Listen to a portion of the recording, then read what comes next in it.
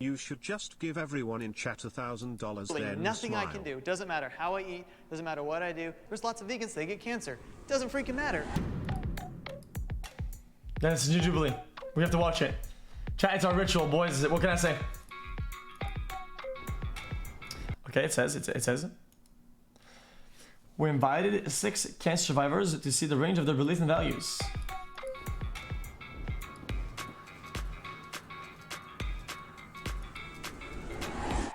My diagnosis was a surprise. 3, 2, 1. Of course, everybody, right?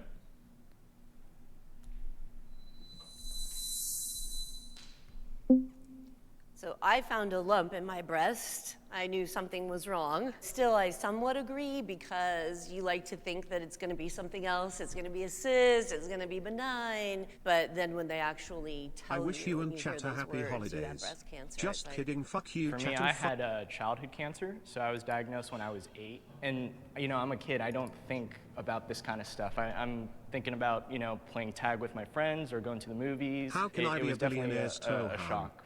Yeah, I definitely feel the same way. Back pain and leg pain, only symptoms. And we just go to work being miserable, go home and lie in bed. My parents are like, you know, let's be honest, chat. maybe you should go to the xQc ER. has enough, but by and then us we all get a there Tesla and they truck do a can scan, still like, have oh, you enough have to a fly to the giant moon mass in 2 you. I'm like, times. oh, okay, 2? great. Dating and romantic relationships were more difficult after my diagnosis. 3, 2, 1, go.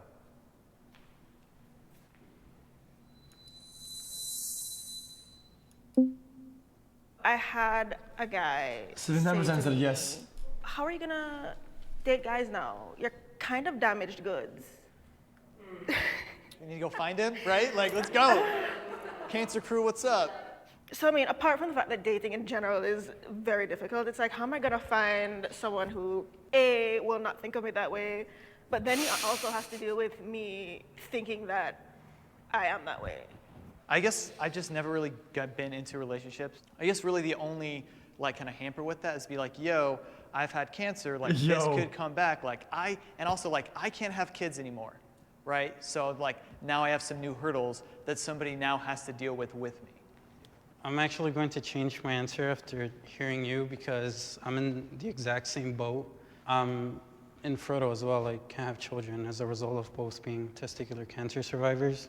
I often think about what, sorry, I often think about what it's gonna be like now when I, you know, find someone, when I meet a great woman, and now I can't, you know, maybe have children if she would want children.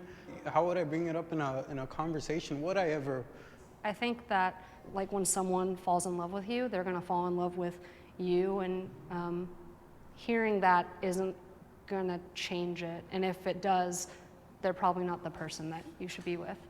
I was able to find someone really amazing who's I'm not laughing then. like stuck through all this with me, and like I was bald on Tinder being like, who wants this? And it's still really hard. Like it did make it difficult to help these relationships grow. I'm also like processing everything right now while like formulating this relationship with someone, so it's like a little bit of a struggle. My diagnosis affected my relationship with my family. 3, 2, I'm done. 1, go.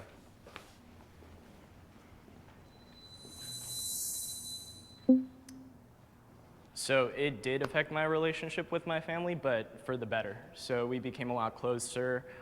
So we went through it as a family. I was lucky enough to have the right friends around me and the support, and I'm pretty sure without them, I wouldn't be standing here today, for sure. I kind of had a little bit of a different experience. I like pushed everybody away. Oh God, okay. I like pushed everybody away throughout my treatment and everything. It's also kind of new because it just happened about a year ago. I'm from Texas, and so my mom like moved out here to come live with me during my treatment. And I'm having like a really hard time connecting with her because I keep like associating her with that time. So guys, this is totally unrelated, okay, but I just can't keep it. It's absolutely unrelated. I just felt like the haircut looked a little bit like in Monster Inc. You know, the secretary where she wants him to file the paperwork. I've also never said that out loud, so sorry I'm getting super emotional right now, but yeah, so. I feel like there's this protective barrier on both sides. And having been a survivor and the loved one of someone who had cancer, I want to protect you guys from thinking I'm not going to make it and from being hurt and from being sad. And they want to protect me from thinking they're worried or, God forbid, I would lose hope or anything of that. And so we think we're protecting each other, but we're really creating a disconnect. Nice. And I feel like it's long after we survive, that disconnect is there. We don't go back and become transparent about what we need to do to really move forward in life. Yeah. There was a moment when I thought I wouldn't survive. That sucks. 3, 2, 1, go.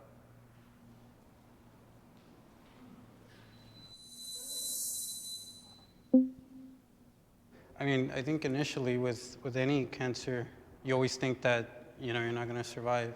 Very early on, I was not told, what the prognosis was. Was I going to be okay? What's my survival percentage? And so there was one very, very dark moment for me. I tried to take my own life because I thought that was going to be my life from here on out. And I would recommend right now to anyone who is a cancer patient, please don't do anything like that. Don't, because I did not have all the information yet. I did not know what was going to happen or what wasn't. Can I hug you? Yeah. I think for me it's the same thing. It was that dark place in between diagnosis and not knowing. And it was that, I just remember laying in bed thinking, shit, am I gonna die? Is this it? Right.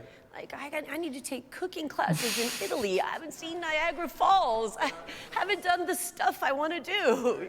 When they diagnosed me, in the name of the stage, it's to be unfavorable. And I'm like, first of all, why would you do that to me? Like, why would you put unfavorable in the name? That's just rude. She explained to me that, it's just a formality, just a name, like the treatment, you should be responding to it really well. Chat, let me just change video, chat. I can't. Chat, I'm reading the chat.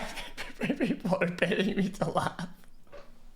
And so going through it, I was like, okay, you know what, I can do this. But then there got to a point in the chemo that I was like, this is what I might not survive. Like the cancer, okay, I was living it with it for like maybe, I don't know, like a year, and I seem to have been doing fine then, but this chemo is really making me suffer. I have experienced survivor's guilt. 3, 2, 1, go.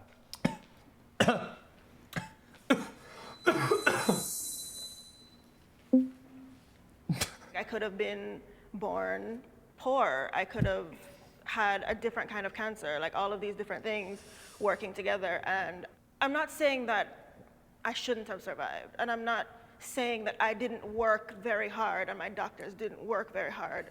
But on some level, I do feel guilt because there are so many people who deserve to have survived and haven't. And why is it that I was chosen to be one of those people?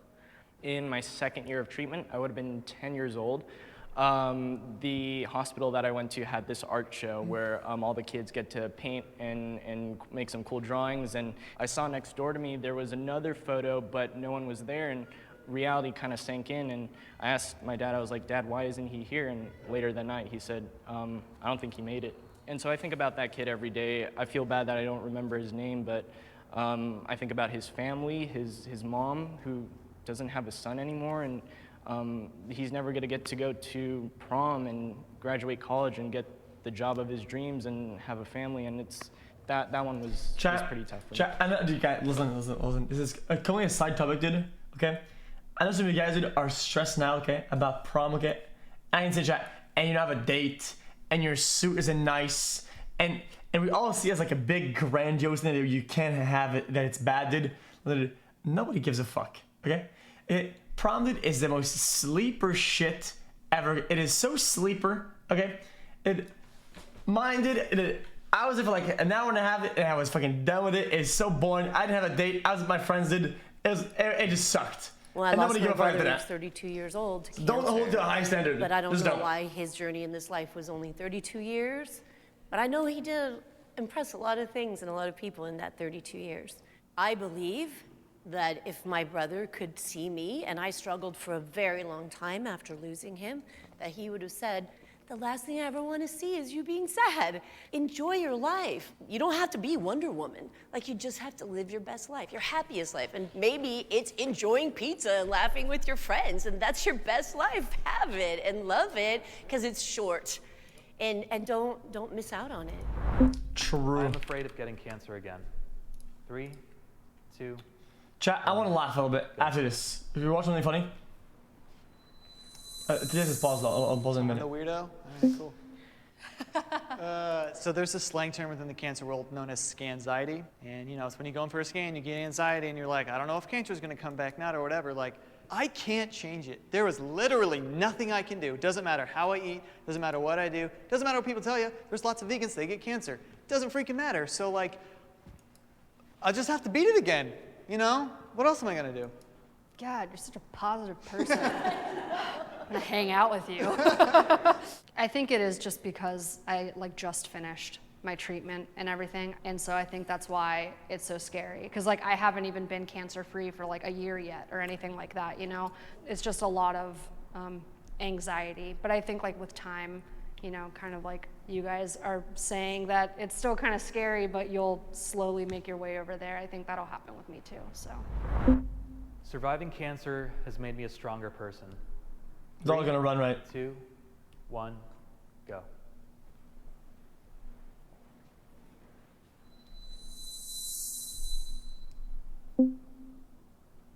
I mean, not to toot my own horn, but I would say that I would have had to have been a strong person before. I feel like surviving cancer made me realize that I was a strong person, but I don't think it made me stronger per se. I mean, I was a strong person and a passionate person my entire life, but I think What? it made me even stronger, even less tolerant of pettiness, of drama. You know, when that kind of stuff comes up, you're just like, no, I don't have time for that.